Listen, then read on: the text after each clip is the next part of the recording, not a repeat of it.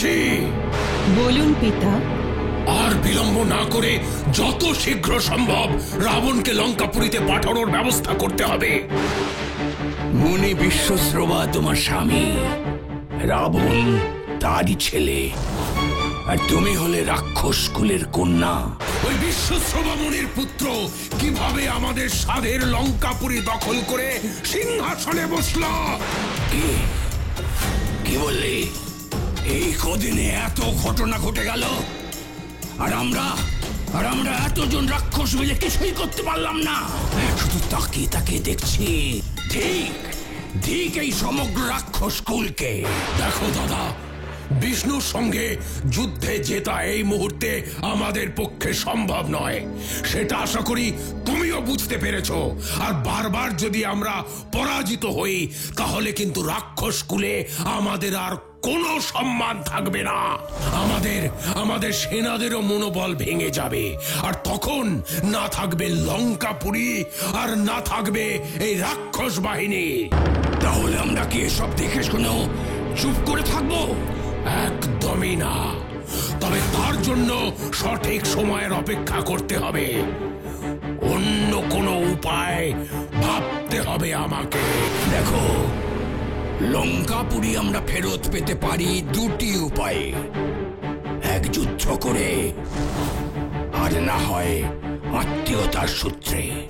আত্মীয়তা মানে কোন রকম ভাবে যদি আমরা বিশ্বশ্রবা মুনির সঙ্গে আত্মীয়তা স্থাপন করি, আর উত্তরাধিকার সূত্রে যদি লঙ্কাপুরী ফেরত চাই, তাহলে আমাদের হৃত গৌরব আমরা ফিরে পাবো, আর যুদ্ধ করতে হবে না।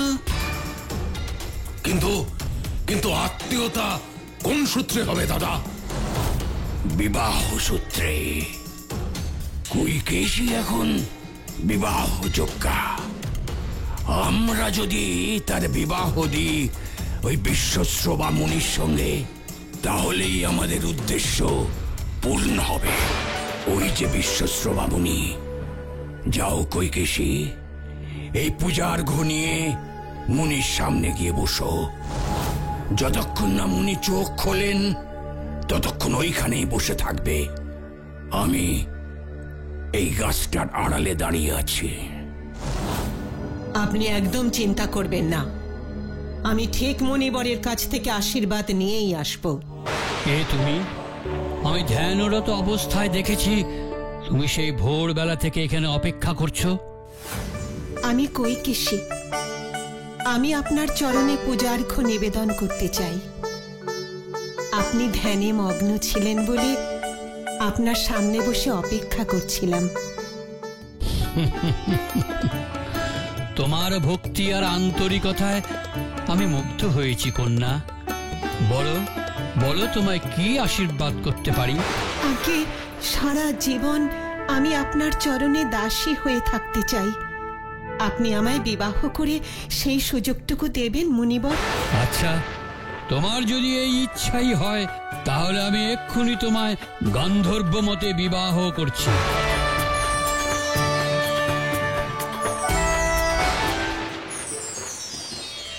বাহ, অতি উত্তম। একদম মায়ের মতোই দেখতে হয়েছে। ও আমাদের পৌত্র বলে কথা। ওর নাম দিলাম রাবণ।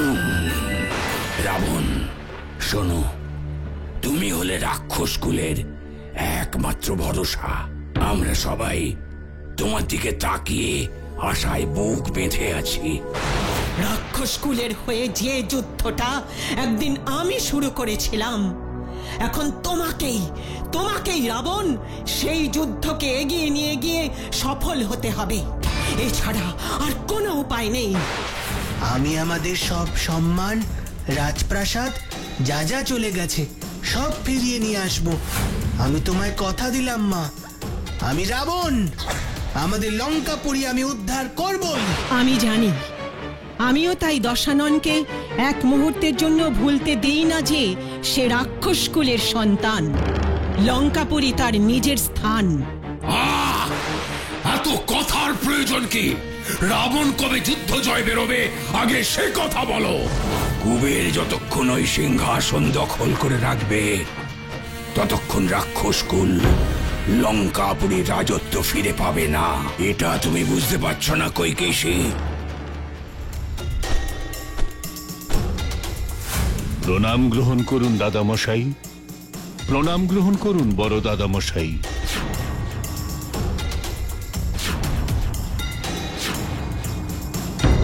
এসো দশানন, তোমার কথাই ভাবছিলাম।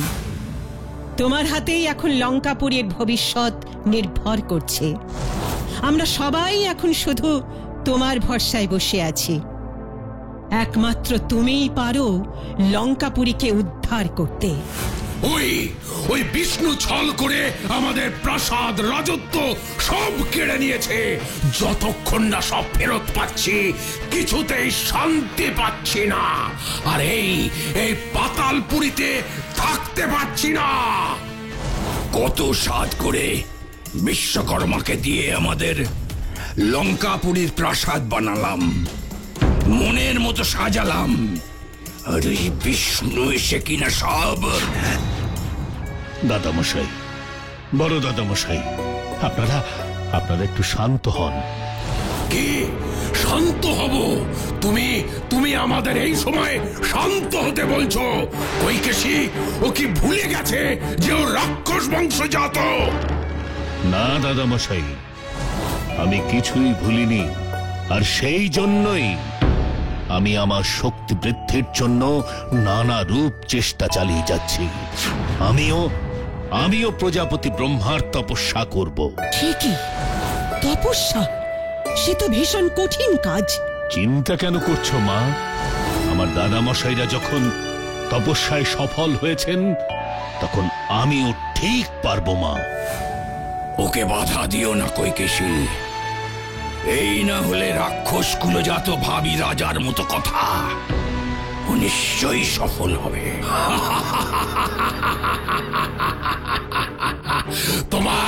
তোমার যা ইচ্ছে করো, আমাদের পূর্ণ সমর্থন, আশীর্বাদ আর ভরসা আছে। তুমি হবে এই বংশের শ্রেষ্ঠ রাজা। হ্যাঁ, আর তার সঙ্গে কুবেরের সমস্ত সম্পত্তি, সোনা দানা, হিরে জহরত সবই তো তোমার। না না মা, ওই সম্পত্তি আমার একার নয়, বরং সমগ্র রাক্ষস কুলের।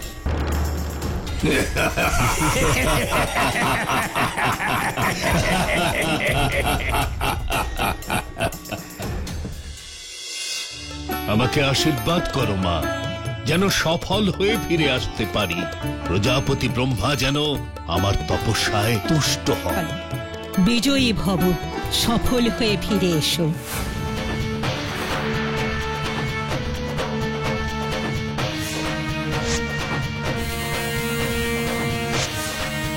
সমগ্র রাক্ষসকুল তোমার পথ চেয়ে থাকবে। তবে তাই হবে মা। আমি ব্রহ্মার বরে ত্রিভুবন বিজয়ী রাজা হব মা। আমায় তুমি আশীর্বাদ করো। আশীর্বাদ করে তাই হবে।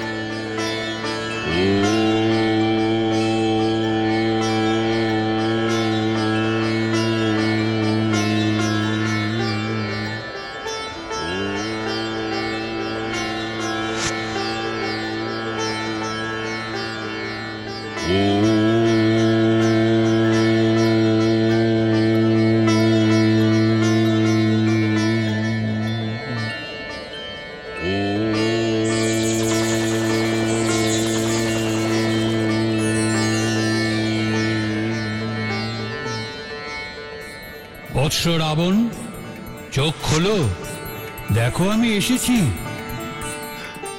স্বয়ং ভগবান ব্রহ্মা আমার কাছে এসেছেন? হ্যাঁ বৎস, আমি এসেছি। তোমার তপস্যায় খুশি হয়ে আমি এসেছি। বলো, বলো কি বর চাও? এই ত্রিভুবনে আমায় যেন কেউ বধ করতে না পারে। আমি অমর হতে চাই। এই বর দেওয়া আমার পক্ষে সম্ভব নয়। তুমি অন্য কোনো বর চাও। এতদিন ধরে আপনার তপস্যা করে যখন একবার আপনার দেখা পেয়েছি প্রভু, তখন আপনাকে আমায় এই আশীর্বাদ করতেই হবে। আমি নিরুপায়। জগতে কেউ অমর নয়। যার জন্ম আছে তার মৃত্যু অনিবার্য। এ কথা ধ্রুব সত্য। আমি এই বর দিতে পারবো না। বেশ, তাহলে আমায় এই আশীর্বাদ করুন প্রভু, আমাকে সর্প, দানব, রাক্ষস আর দেবতাকুলের কেউ যেন মারতে না পারে। তুমি তাহলে এই বরই চাও তো রাবণ? ভেবে বলো। হ্যাঁ, বাকি রইল শুধু মানুষ, যাদের আমি জীবজন্তু বলে মনেই করি না। ওরা কীট পতঙ্গের মতো। আমি এই বরই চাই প্রভু। বেশ, তবে তাই হোক। তথাস্তু।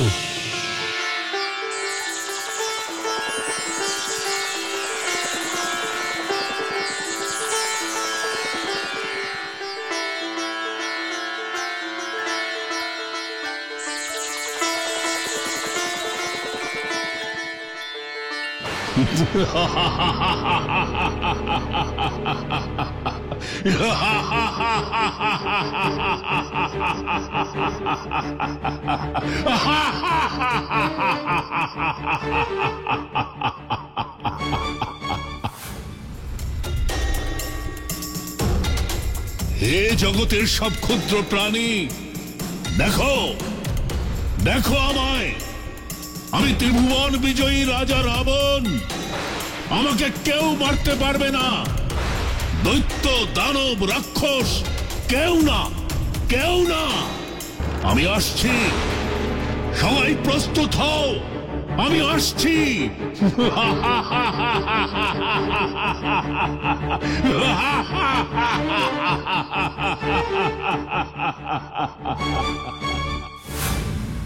শুনলে, শুনলে সুমালি, শুনলে? হ্যাঁ হ্যাঁ, আমাদের নাতি আমাদের রাক্ষস কুলের নাম উজ্জ্বল করেছে। সময় এসে গেছে এই পাতালপুরী থেকে বেরিয়ে পৃথিবীতে গিয়ে রাজত্ব করার। চলো, চলো, আর সময় নষ্ট না করে আমরা রাবণের কাছে যাই। চলো চলো চলো, সবাই সবাই চলো। আমাদের আর কাউকে ভয় নেই। বলো বলো সবাই, রাবণের জয়। সবাই বলো, রাবণ রাজার জয়। বলো সবাই, রাবণ রাজার জয়। জয় রাবণের জয়, জয় রাজা রাবণের জয়, জয় রাজা রাবণের জয়।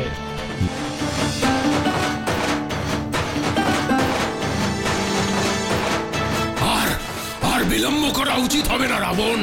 সময় এসে গেছে কুবেরের কাছ থেকে আমাদের লঙ্কাপুরী উদ্ধার করে আমাদের হৃত গৌরব পুনরুদ্ধার করবার। চলো চলো আমরা যুদ্ধের প্রস্তুতি শুরু করি, চলো। কিন্তু দাদামশাই, তোমার মনে কি এখনো কোনো দ্বিধা আছে রাবণ? কুবের সম্পর্কে আমার ভাই, বয়সেও আমার থেকে বড়।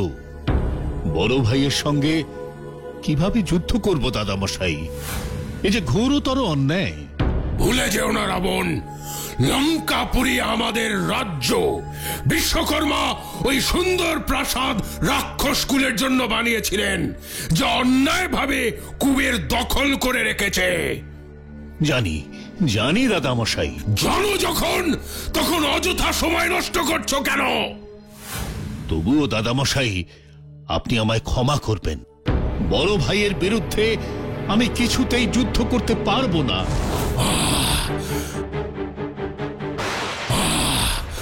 রাবণের এত বড় সাহস যে আমার মুখের ওপর না বলে দেয়। কিছু মনে করবেন না পিতা, ওরই এক দোষ। নিজে যেটা ঠিক মনে করবে সেটাই করবে। এখন আমাদের অন্য রাস্তা ভাবতে হবে দেখছি। সোজা পথে না হলে উল্টো পথে কাজ করতে হবে। মানে কি বলতে চাইছো তুমি? আচ্ছা কৈকেশী, রাবণ সব থেকে বেশি কার কথা শোনে বলো তো? ভাই প্রহস্তের কথা ও খুব মেনে চলে, মামার কথা কখনো অমান্য করে না। প্রহস্ত, তাহলে খুব ভালো।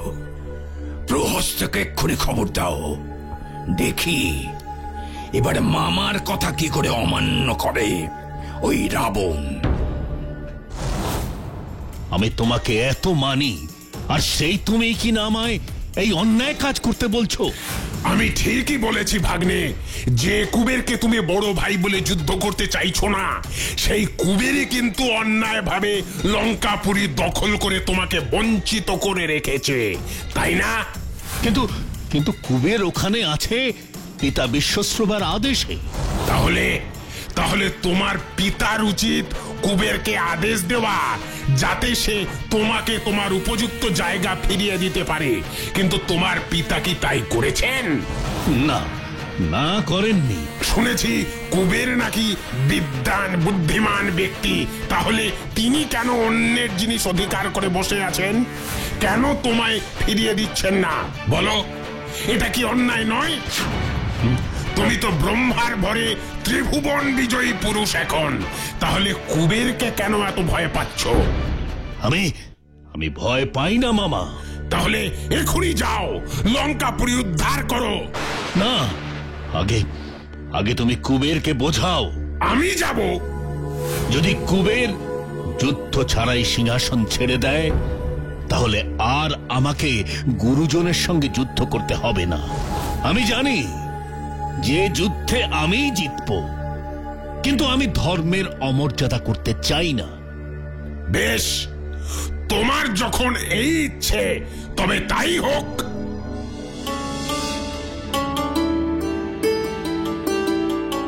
আরে কি সৌভাগ্য আমার! আসুন আসুন, হঠাৎ এই অধমের কাছে কি মনে করে? বিশেষ দরকারে তোমার কাছে আসতে বাধ্য হয়েছি কুবের। তাই নাকি? তা বলুন, আমি আপনাকে কিভাবে সাহায্য করতে পারি? বিষ্ণুর চক্রান্তে রাক্ষসকুল এতদিন পাতালপুরীতে থাকতে বাধ্য হয়েছিল, কিন্তু আর নয়।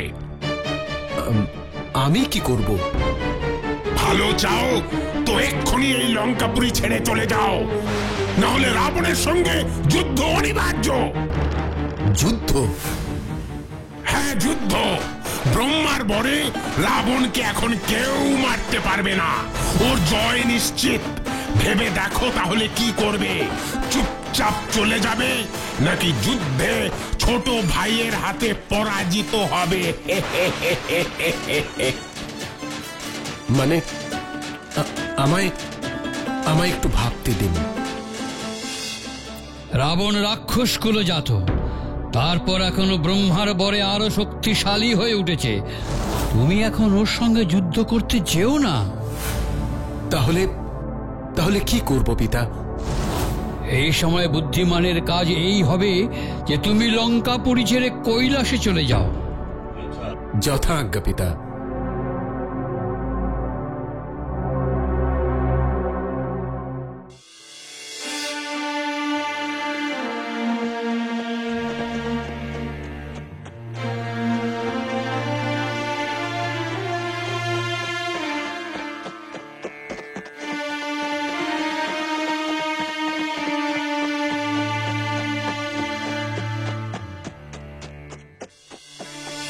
জয় রাবণের জয়, জয় রাজা রাবণের জয়,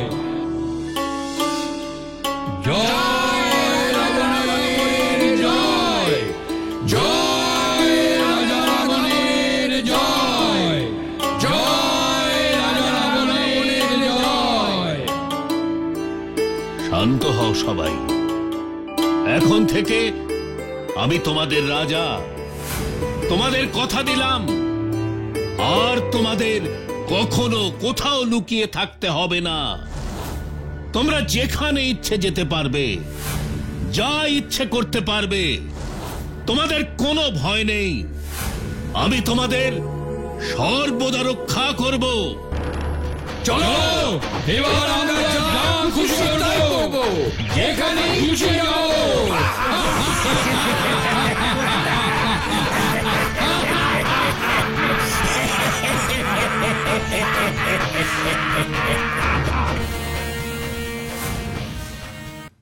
এই হলো বল্লভীপুর রাজ্য।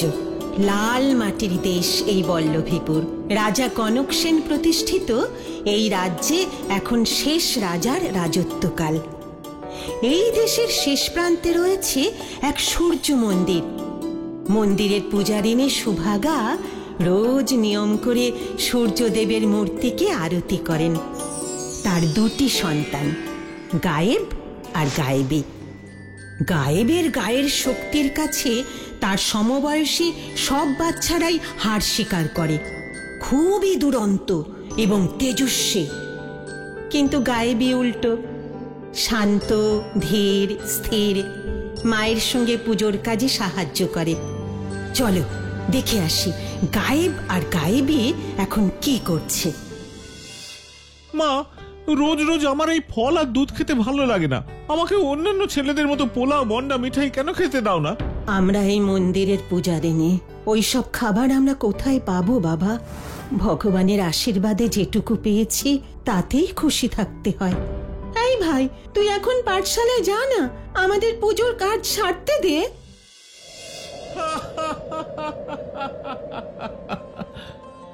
আমার শক্তির সঙ্গে তোরা কেউ পারবি না, তাই আমার সঙ্গে কেউ আর যুদ্ধ করতে আসবি না। যদি তোরা সবাই আমার কথা শুনে চলিস, তাহলে আমি আর তোদের মারবো না, বুঝলি?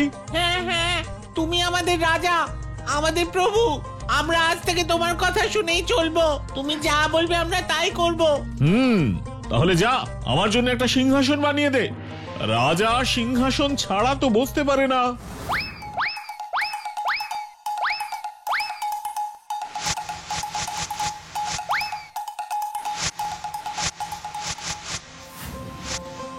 রাজা মশাই, আপনার পিতৃ পরিচয় যদি জানতে পারি আমাদের সবার খুব ভালো লাগবে।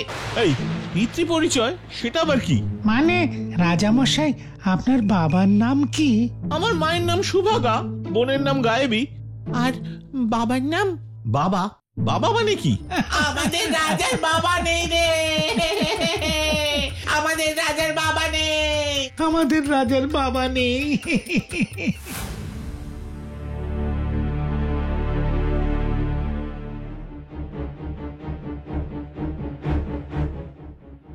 মা, আমার বাবা কোথায়? তার নাম কি? তুমি এখন শান্ত হও, আমার পুজো শেষ হলে কথা বলবো।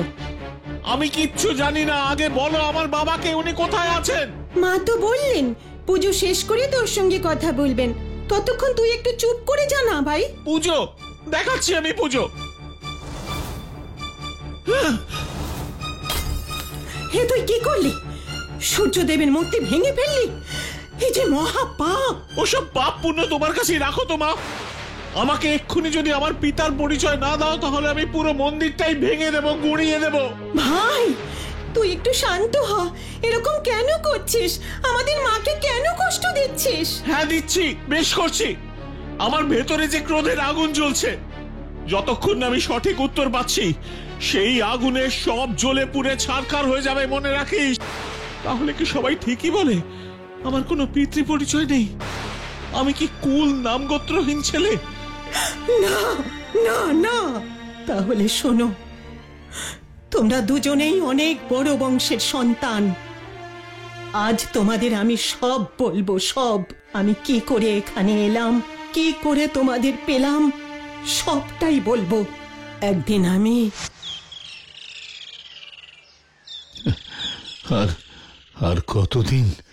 আর কতদিন আমাকে এই দায়িত্ব বহন করতে হবে প্রভু? এই বুড়ো হাড়ে যে আর জোর নেই। এবার আমাকে তুমি মুক্তি দাও। এমন যদি কেউ থাকতো যার হাতে এই মন্দিরের দায়িত্ব দিয়ে একটু নিশ্চিন্ত হতে পারতাম।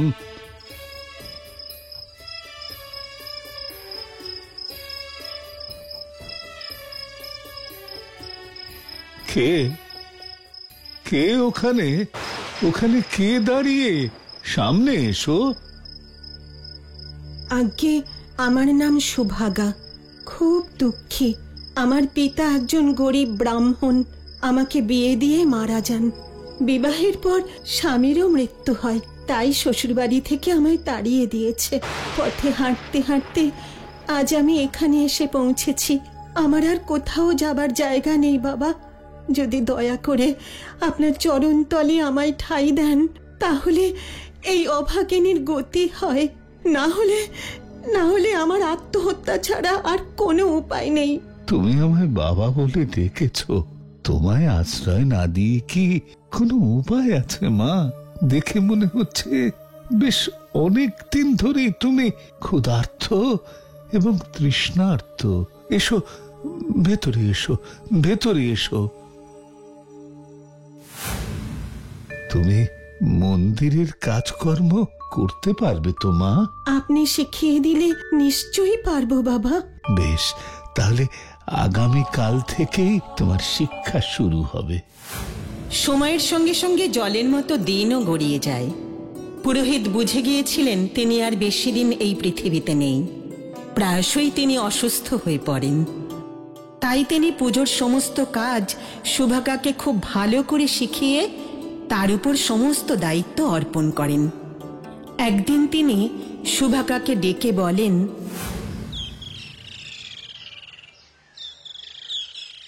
তোমাকে আজ একটা বিশেষ কথা বলবো। কি বাবা? মন্দিরের সব দায়িত্বই তুমি খুব সুন্দর করে পালন করছো। তাই আমি স্থির করেছি যে এই মন্দিরের সব থেকে গুরু দায়িত্ব তোমার উপর অর্পণ করব। গুরু দায়িত্ব? হ্যাঁ, আমাদের ইষ্ট দেবতা সূর্যদেবের মন্ত্র আজ আমি তোমাকে শিখিয়ে যাব। এই মন্ত্র একবার পাঠ করলে সূর্যদেব যেমন খুশি হন, ঠিক তেমনি দ্বিতীয়বার পাঠ করলে দেবতা ততটাই ক্রুদ্ধ হন এবং তাতে মৃত্যু নিশ্চিত। আমি সেই মন্ত্র আজ তোমায় শিখিয়ে দিয়ে যাব। আমি জানি এর জন্য আমার মৃত্যু নিশ্চিত, কিন্তু এছাড়া আর কোনো উপায় নেই। না না বাবা, আপনি আমাকে ছেড়ে কোথাও যাবেন না। আপনি ছাড়া আমার যে আর কেউ নেই। সৃষ্টির নিয়মের হাতে আমরা সবাই বাঁধা, তাই এই ধরাধাম ছেড়ে আমাদের সবাইকে একদিন চলে যেতে হবেই। কিন্তু যাবার আগে আমার অসম্পূর্ণ কাজ সম্পূর্ণ করতে না পারলে আমি যে মরেও শান্তি পাবো না। তাই এই মন্ত্র আমাকে আজ শেখাতেই হবে। বাবা আমার উপর যে দায়িত্বভার অর্পণ করেছেন তা যেন আমি সঠিকভাবে পালন করতে পারি। প্রভু, আমায় আশীর্বাদ করো। আজ প্রথমবার প্রথমবার আমি সূর্য মন্ত্র জপ করব। দেখো ঠাকুর, যেন কোনো ভুল ত্রুটি না হয়।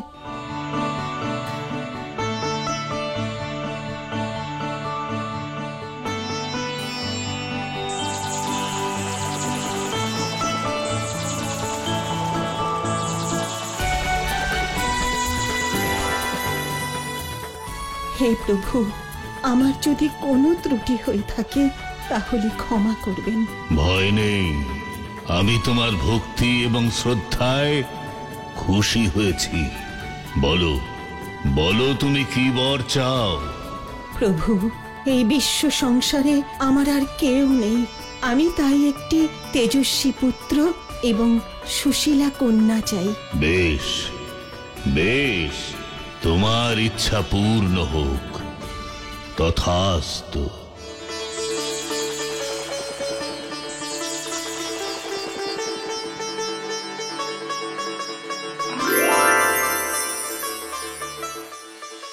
পরের দিন প্রাতঃকালে সুভাগার ঘুম ভাঙে দুটি শিশুর কান্নায়।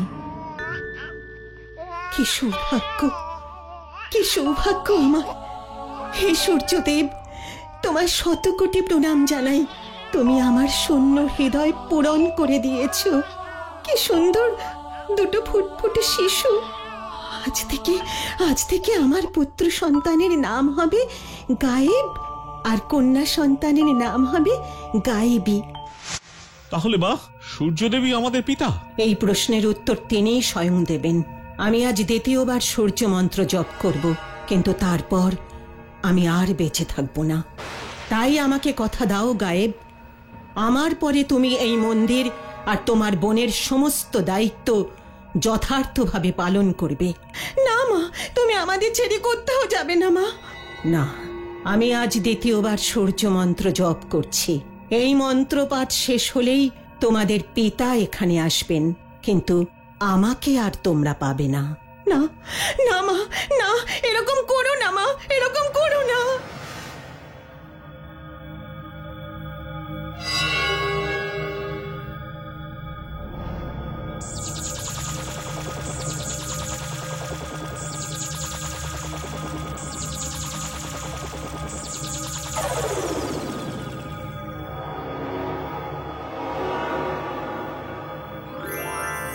প্রভু, আমায় ক্ষমা করবেন। আমার আর কোনো উপায় ছিল না। আমাকে দয়া করে বলুন, বলুন সূর্যদেব, গায়েব আর গায়েবে কার সন্তান? সুভাগা, এর উত্তর তুমি ওদের দিয়ে দিলে পারতে। এর জন্য আমাকে মর্তে ডেকে আনবার প্রয়োজন ছিল না। এর জন্য তুমি কঠোর শাস্তি পাবে।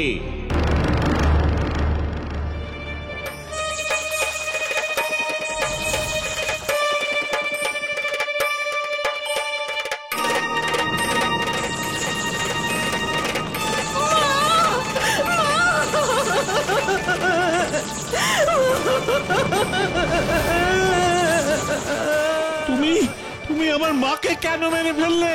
আমিও তোমায় মেরে ফেলবো।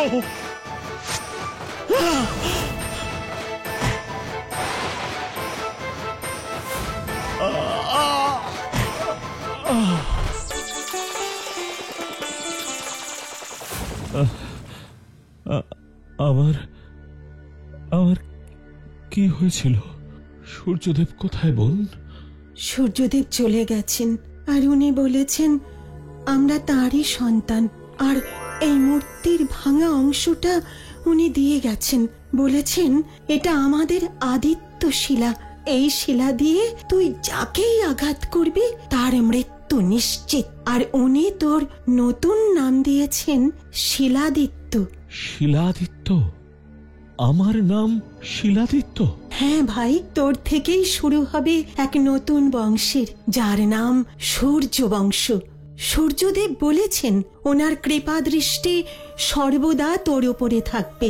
তাই তুই যখনই বিপদে পড়বি ওনার নাম স্মরণ করবি, আর যুদ্ধে যাবার আগে এই পবিত্র কুণ্ডুর সামনে বসে সূর্য মন্ত্র জপ করবে। তাহলে 7টি অশ্বসহ সপ্তাশ্ব রথ এসে হাজির হবে। সেই রথে করেই তুই যুদ্ধ করতে যাবি। তাহলে কোনো দিন কোনো যুদ্ধে কেউ তোকে পরাজিত করতে পারবে না। কিন্তু এই কথাটা যেন শুধু তোর আর আমার মধ্যেই থাকে।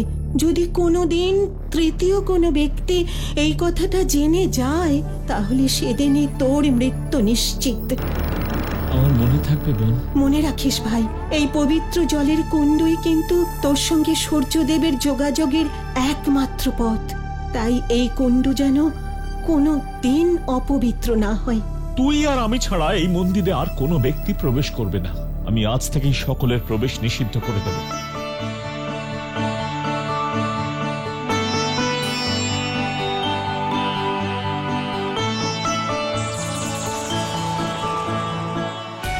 আমি আসি বোন। রাজ্য জয় করে আমি বড় রাজা হয়ে তোকে এখান থেকে নিয়ে যাব। ততদিন তুই এই মন্দিরেই থাকবি, কোথাও যাবি না। আমি ফিরে আসবো, অপেক্ষা করিস। ঠিক আছে ভাই, আমি তোর জন্য অপেক্ষায় থাকবো।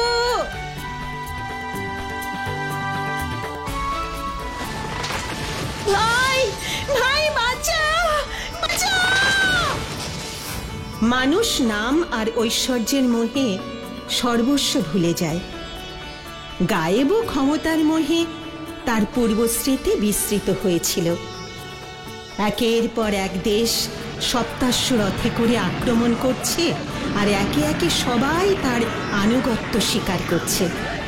ক্রমেই সে এক অপরাজেয় বিক্রমশীল রাজায় পরিণত হয়।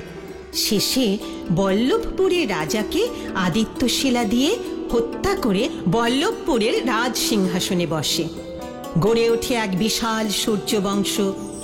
বিবাহ সূত্রে আবদ্ধ হয় চন্দ্রাবতী নগরের রাজকন্যা পুষ্পবতীর সঙ্গে। এইভাবেই কেটে যায় 20 বছর। কিন্তু হঠাৎ একদিন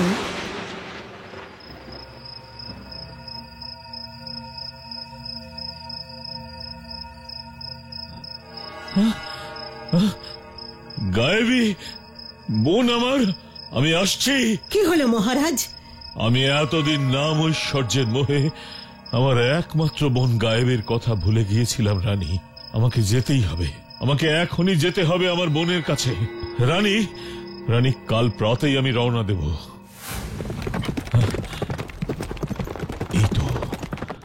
এই তো সে সিংহ দরজা।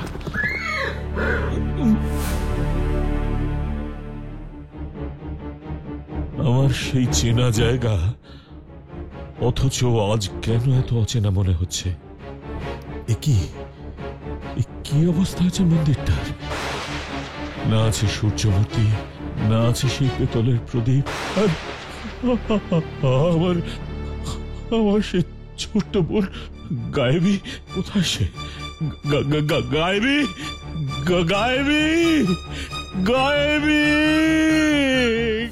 আমি মাকে কথা দিয়েছিলাম এই মন্দির আর আমার বোনের দেখাশোনা ঠিক করে করব। আমার বোন, তুই আমার ফেলে কোথায় চলে গেলি বোন? কোথায় চলে গেলি? প্রাসাদে ফিরে শিলাদিত্য সৈন্যদের আদেশ দেয় যে মন্দিরের যেটুকু অংশ অক্ষত আছে সেটুকু অংশ যেন সোনা দিয়ে মুড়িয়ে দেওয়া হয়। তার কথা মতো সূর্য মন্দির সোনায় মুড়িয়ে দেওয়া হয়। সেখানে আর কোনো মূর্তি প্রতিষ্ঠা করা হয়নি। শুধু সূর্যকুণ্ডকে শ্বেত পাথরে মুড়িয়ে দেওয়া হয়েছিল। শিলাদিত্যর কথা মতো সেখানে অন্য কোনো দ্বিতীয় ব্যক্তির প্রবেশ নিষিদ্ধ হয়। যখনই কোনো যুদ্ধের প্রস্তুতি হয়, শিলাদিত্য নীরবে নিভৃতে সেই মন্দিরের পবিত্র কুণ্ডুর সামনে বসে সূর্যদেবের আরাধনা করেন এবং সপ্তাশ্ব রথে করে যুদ্ধ জয় করে ফিরে আসেন। হঠাৎ একদিন সন্ধ্যাবেলায়, আজ আমার সব আছে, সূর্যদেবের আশীর্বাদে নাম, যশ, ক্ষমতা, ঐশ্বর্য, সবকিছু। কিন্তু তবুও কেন যে আমার মনে শান্তি নেই। আজ কত বছর হলো আমি মাকে হারিয়েছি। আমার সেই ছোট্ট বোনটা, সেও আমায় ছেড়ে কোথায় চলে গেল জানি না। আর এই যুদ্ধ আমার ভালো লাগছে না। মহারাজ, মহারাজ, সর্বনাশ হয়ে গেছে। এই মাত্র গুপ্তচর এসে খবর দিয়ে গেল সিন্ধু নদের পারে পারদ নামে একদল বর্বর চবন আমাদের বল্লভীপুর আক্রমণ করতে আসছে। সে কি? তুমি আর বিলম্ব না করে এক্ষুনি সেনাপতিকে বলো যুদ্ধের জন্য প্রস্তুত হতে, আর আমার সূর্য মন্দিরে যাবার ব্যবস্থা করো। সে কি মহারাজ, দেশের এই ঘোর বিপদের দিনে আপনি রণক্ষেত্রে না গিয়ে মন্দিরে যাবেন? হ্যাঁ মন্ত্রী, আমার একবার ওই মন্দিরে যাওয়া অত্যন্ত প্রয়োজন। এতদিন এই কথাটা আমি কাউকে বলিনি, কিন্তু তুমি আমার দীর্ঘদিনের সঙ্গী, আমার মিত্রও বটে, তাই আজ এই গোপন কথাটা তোমাকে বলছি মন্ত্রী। কি কথা মহারাজ? আমি প্রত্যেকবার যুদ্ধে যাওয়ার পূর্বে ওই মন্দিরে যাই, সেটা লক্ষ্য করেছো নিশ্চয়ই। হ্যাঁ মহারাজ। ওই মন্দিরে আছে এক পবিত্র সূর্যকুণ্ড। সেখানে বসে আমি সূর্য মন্ত্র জপ করি। সূর্যদেবের আশীর্বাদে ওই কুণ্ড থেকে বেরিয়ে আসে সপ্তাশ্ব রথ। সেই রথে করে আমি যে কোনো যুদ্ধেই যাই না কেন, সেখানেই জয়লাভ করি। আজ পর্যন্ত এই কথা কেউ জানতো না, আজ তুমি প্রথম জানলে মন্ত্রী।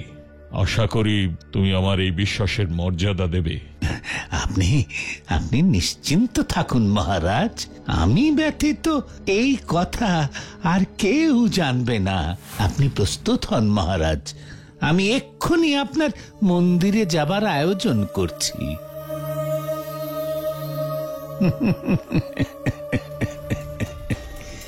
বিশ্বাসের মর্যাদা দেব না, দেব না।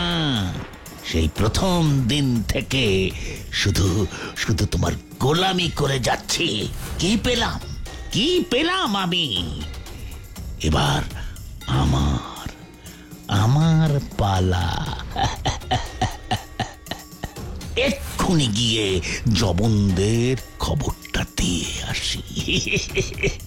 ওই পবিত্র কুণ্ডকে অপবিত্র করতে হবে, তাহলেই সব খেলা শেষ।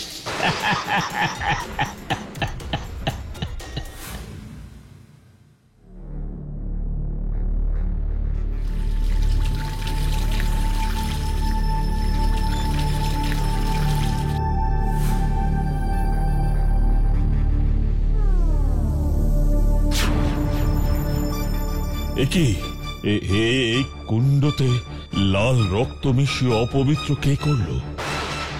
তবে কি মন্ত্রী? না না না, আমি কি ভুল করলাম?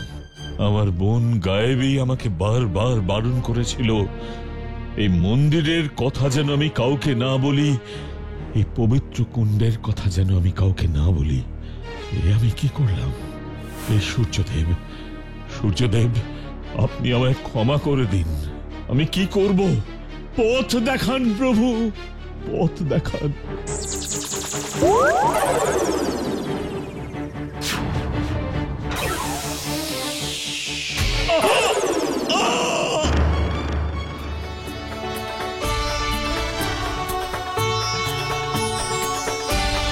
এসো বৎস, আমার কাছে এসো।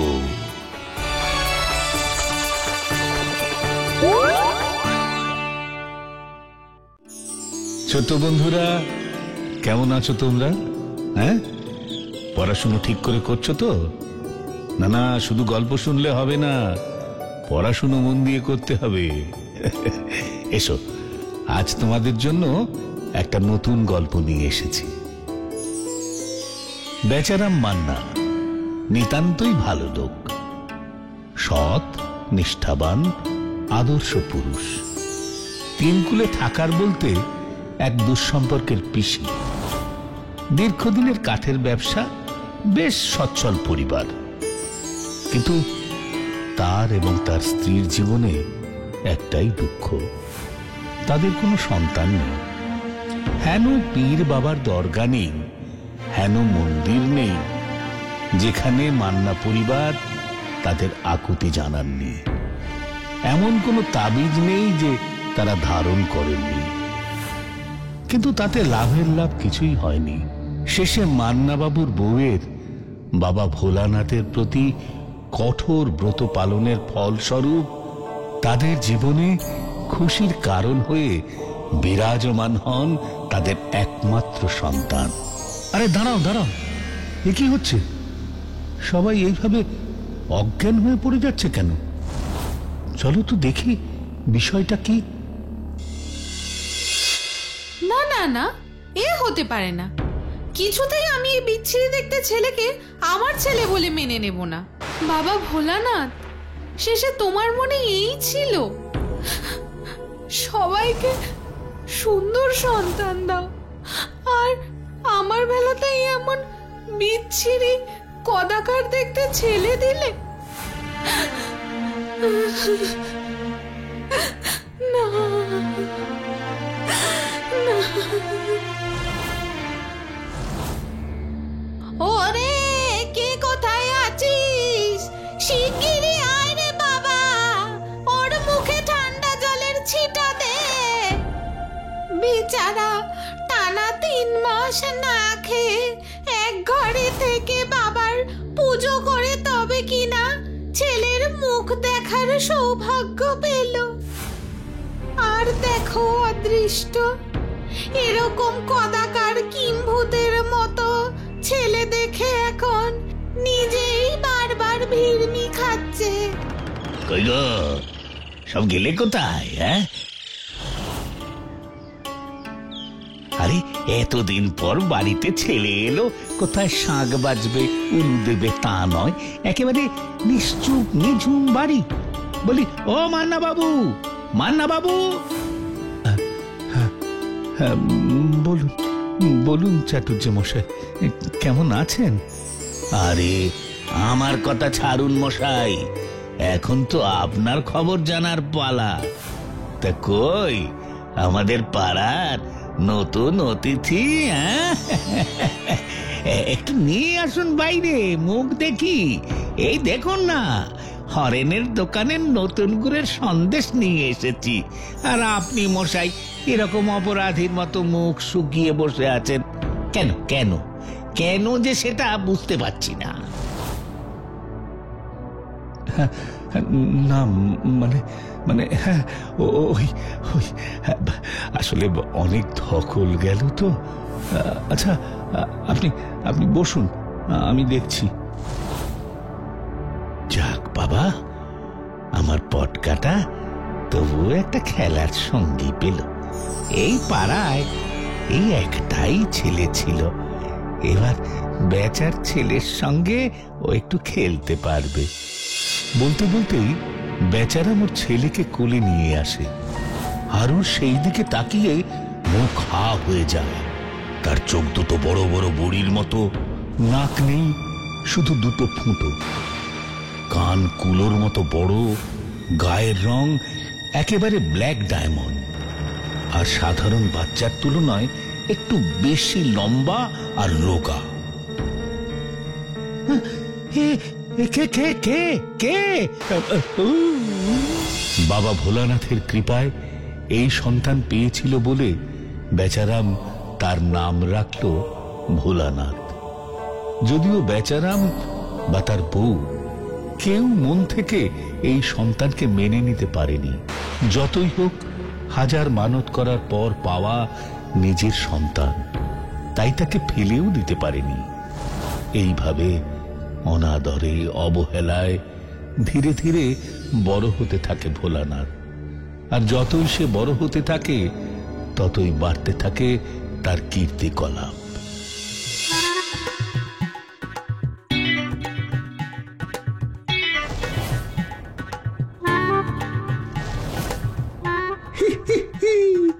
নেপাদের বাড়িতে আজ কেউ নেই, যাই ওদের বাগানে গিয়ে একটু পেট পুজো করে আসি।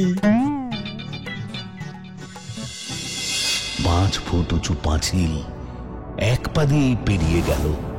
হাত দিয়ে উঁচু আম গাছ, জাম গাছ, লিচু গাছ থেকে ফল পেড়ে খেতে থাকলো। পুকুর থেকে হাত ডুবিয়ে মাছ ধরে কর্মরিয়ে চিবিয়ে খেয়ে নিল। আশেপাশের পাখি, কাঠবেড়ালি, কুকুর সবাই ওকে দেখে ভয়ে যে যার বাসায় লুকিয়ে পড়ল। খাবার পর একটা বড় ঠেকুর তুলল।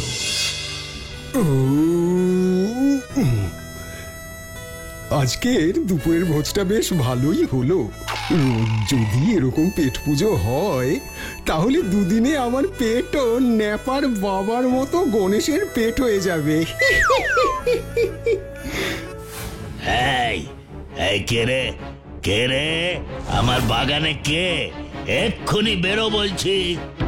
এই রে, নেপার বাবা মনে হচ্ছে। যাই বাবা, পালাই। বলেই এক পা দিয়ে 5 ফুট উঁচু পাঁচিল টপকে যেই বেরোতে যাবে অমনি হুড়মুড়িয়ে পাশের কলা গাছ শুদ্ধ উল্টে পড়ে সোজা পুকুরে। নেপার বাবা দৌড়ে আসে। কে কে কে কে কে ওখানে কে?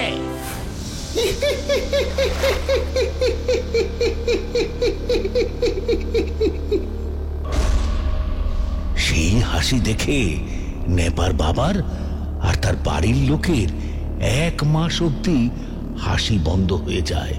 কারণ নেপার বাবা এতটাই ভয় পেয়ে যায় যে তার মুখ দিয়ে 1 মাস আর কোনো কথাই বেরোয়নি। বেচারাম আর তার বউ দিন দিন তার ছেলের জন্য অতিষ্ঠ হয়ে ওঠে। না, আর পারছি না। প্রতিদিন, প্রতিটা দিনই আমাকে এই ছেলের জন্য সবার কাছে মুখ ঝামটা খেতে হচ্ছে। পাড়ার এমন একটা লোকও বাকি নেই যে আমাকে মুখ ঝামটা শোনায়নি। এমনকি ওই চায়ের দোকানের জগা, সেও আমাকে বলে কিনা যে আমার ছেলে চোর, চুরি করে ওর সব বিস্কুট খেয়ে নিচ্ছে। ছি ছি ছি ছি ছি, মান সম্মান সব ধুলোয় মিশিয়ে দিল। আজ আসুক, আসুক একবার।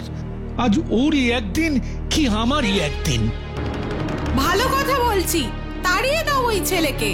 ওই রকম ছেলে থাকার চেয়ে না থাকাই ভালো।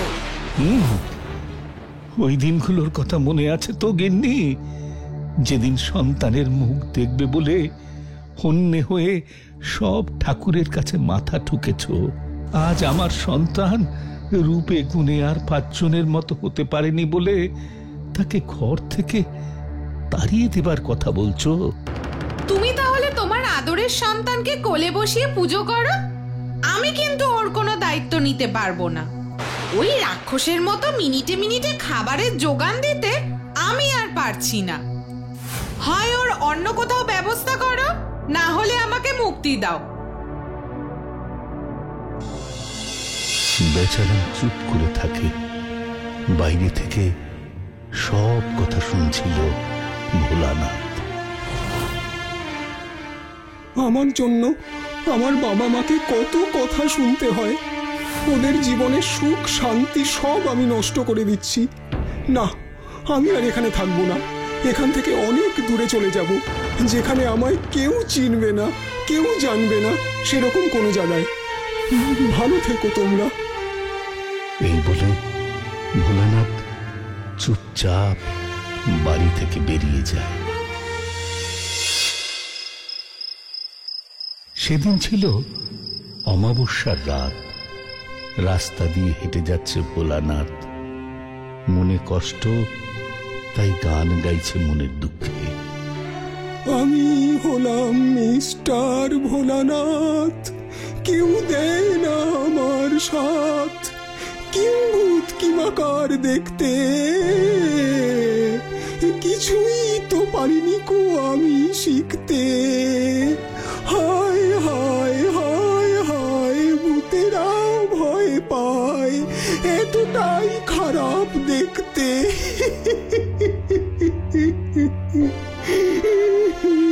আমি হলাম ভোলানাথ।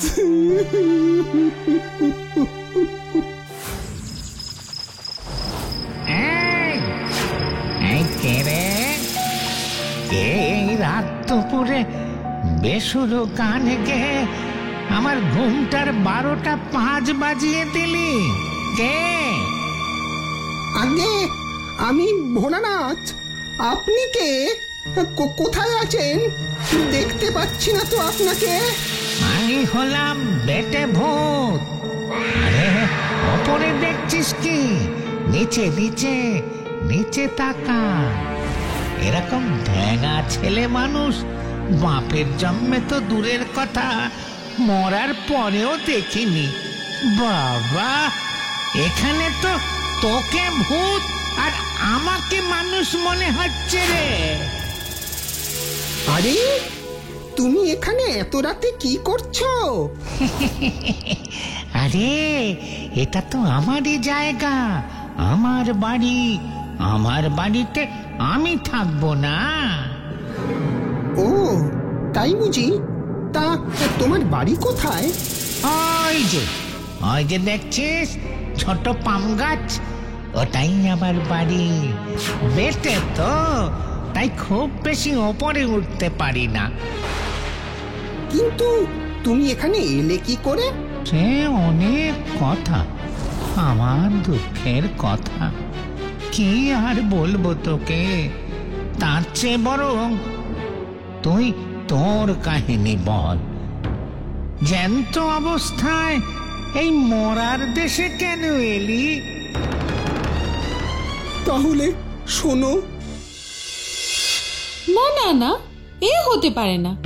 কিছুতেই আমি এই বিচ্ছিরি দেখতে ছেলেকে আমার ছেলে বলে মেনে নেব না।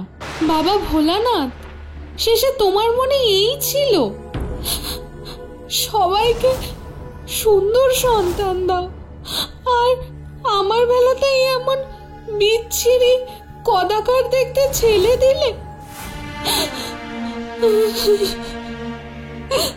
না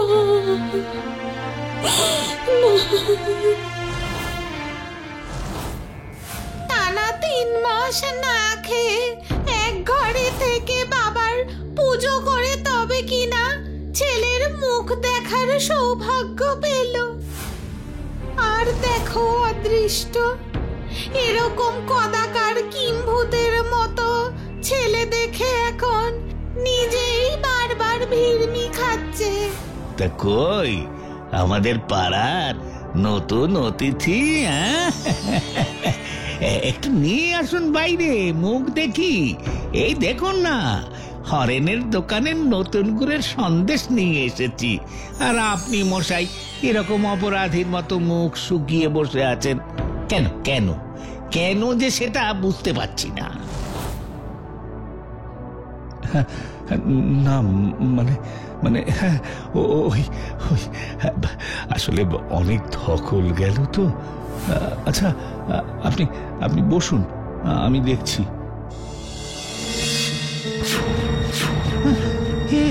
কে কে কে কে? আর পারছি না। প্রতিটা দিনই আমাকে এই ছেলের জন্য সবার কাছে মুখ ঝামটা খেতে হচ্ছে। পাড়ার এমন একটা লোকও বাকি নেই যে আমাকে মুখ ঝামটা শোনায়নি। এমনকি ওই চায়ের দোকানের জগা, সেও আমাকে বলে কিনা যে আমার ছেলে চোর, চুরি করে ওর সব বিস্কুট খেয়ে নিচ্ছে। ছি ছি ছি ছি ছি, মান সম্মান সব ধুলোয় মিশিয়ে দিল। আজ আসুক একবার। আজ ওরই একদিন কি আমারই একদিন। ভালো কথা বলছি, তাড়িয়ে দাও ওই ছেলেকে। ওই রকম ছেলে থাকার চেয়ে না থাকাই ভালো। ওই দিনগুলোর কথা মনে আছে তো গিন্নি? যেদিন সন্তানের মুখ দেখবে বলে হন্যে হয়ে সব ঠাকুরের কাছে মাথা ঠুকেছ।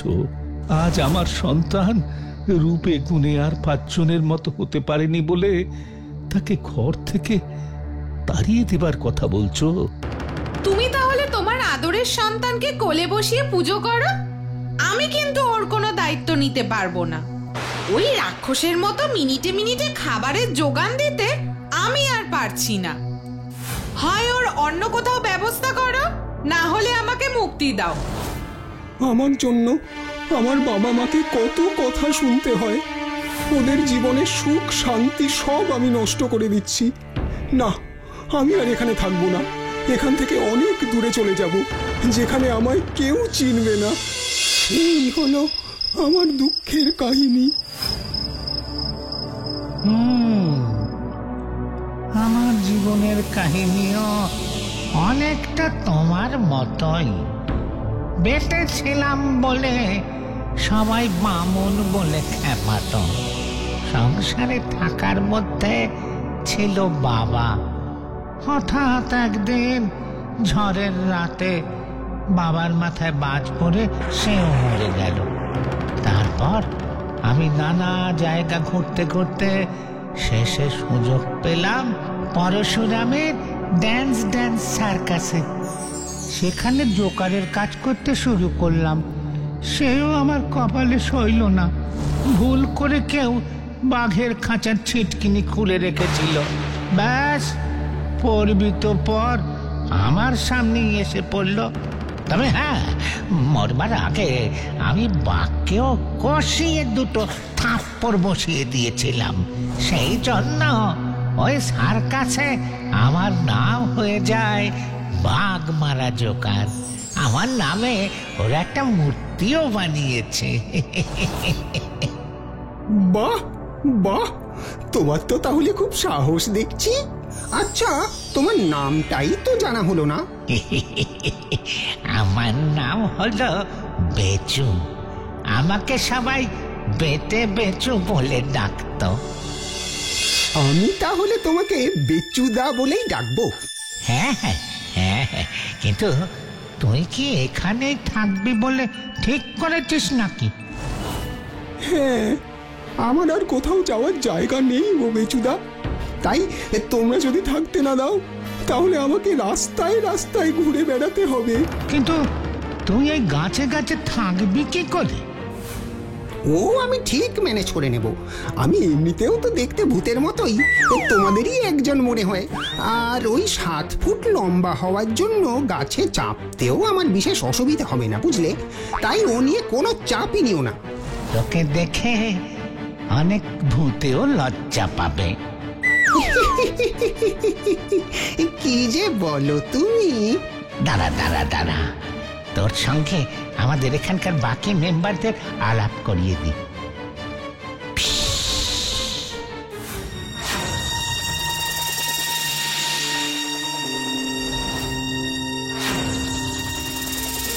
Hello hello, how are you, how are you? বাবা, ভূতেও আবার ইংরেজি বলে? তোমাদের এখানে কি সবাই ইংরেজ ভূত আছে? এখন ভূতেদেরও রেভলিউশন চলছে। ভূত মানেই এখন শুধু ন্যাকা ন্যাকা গলার কথা বলা বা চোখ লাল করে ভয় দেখানো নয়।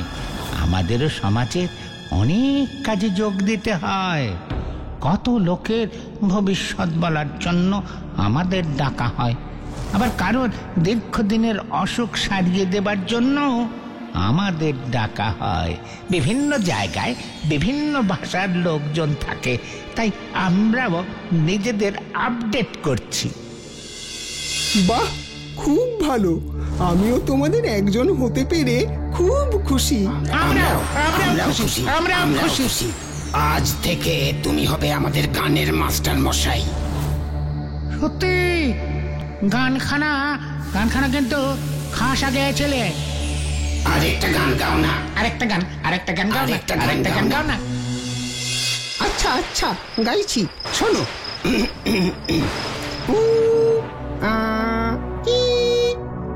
আহা কি আনন্দ নতুন ভূতের দেশে, নানা রকম তাদের নানান রঙের বেশে। দেখো দেখো কত শত ভূতের সমাহার, নেড়া রোগা মোটা বেটে ভূতের কি বাহার। আহা ভূতের কি বাহার। খুব ভালো, খুব ভালো, খুব ভালো, খুব ভালো। কিন্তু তুই যে এখানে চলে এলি, তার বাড়ির লোকেরা চিন্তা করবে না তো? না না, ওরা আমার মতো বিচ্ছিরি দেখতে ছেলের জন্য লজ্জায় কারো কাছে মুখই দেখাতে পারে না। তুমি আমাদের ছেড়ে যেও না। ওই যে পুকুর পাড়ে লম্বা শ্যাবরা গাছটা দেখছ, আজ থেকে তুমি ওখানেই থেকো। আর এখানে পুকুরে অনেক মাছ আছে, গাছে ফল আছে, তোমার খাসা খাওয়া দাওয়া হবে, কোনো অসুবিধে হবে না তোমার। তোমাদের মতো এত ভালো বন্ধু পেয়েছি, আর কি কেউ যায় তোমাদের ছেড়ে? মানুষরা আমাকে যতটা ঘেন্না করেছে, তোমরা আমাকে ততটাই ভালোবাসা দিয়েছো। তাই আজ থেকে আমি তোমাদেরই একজন। কি মজা, কি মজা, কি মজা, কি মজা। এইভাবে এক অলৌকিক পৃথিবীতে নিজের লৌকিক জীবনের আসল ছন্দ খুঁজে পেয়েছিল ভোলানাথ। আসলে বাবা ভোলানাথের আশীর্বাদে নন্দী ভৃঙ্গীদের সঙ্গেই তার জীবন অতিবাহিত হতে থাকে।